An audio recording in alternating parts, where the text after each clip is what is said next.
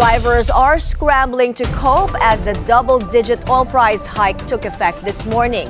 Some TNVS drivers are even considering cutting back on their daily trips to save on fuel costs. Kumuha tayo ng detalye mula kay Chill Emprido ng Abante. Chill, go ahead. May pinag-iisipan na ng ilan sa mga TNVS driver at motorista ang magbawas ng biyahe kada araw. Ito'y kasunod ng big-time oil price hike na ipinatupad ngayong araw na umabot nga sa 17 pesos hanggang 24 pesos ang itinaas sa presyo sa kada litro ayon yan sa Department of Energy.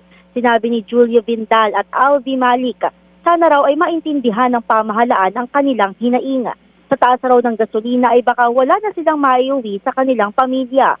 Isa rin sa kanilang kinatatakutan ay kapag nagtuloy pa ang taas ng petrolyo at magbawas sila ng biyahe, ay higit na maapektuhan naman ang mga pasahero. Wala, dagdag pahirap sa mga driver. Malaki ang nawala.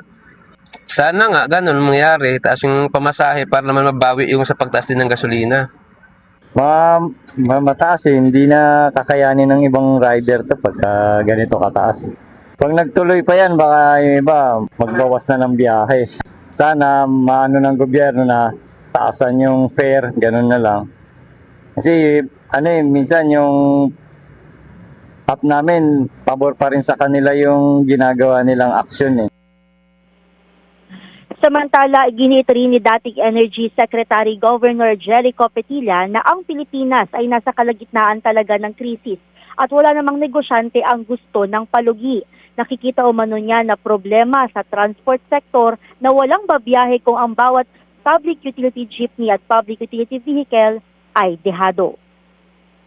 For example, yung 17 to 24 pesos na yan, it will increase pero the transport of goods hindi confined sa isang linggo.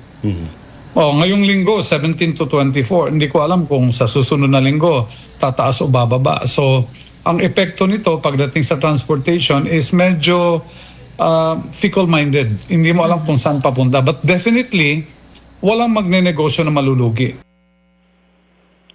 Ngayong araw ay ipinatupad na ng mga oil company ang utay-utay na aumento sa presyo ng petrolyo na naglalaro sa 17 pesos hanggang 24 pesos sa kada litro. Sa ngayon naman naglalaro sa 65 pesos hanggang 70 pesos ang kada litro ng gasolina mula sa dating 60 pesos, habang 75 pesos hanggang 77 pesos naman ang kada litro ng diesel mula sa dating 60 pesos. May?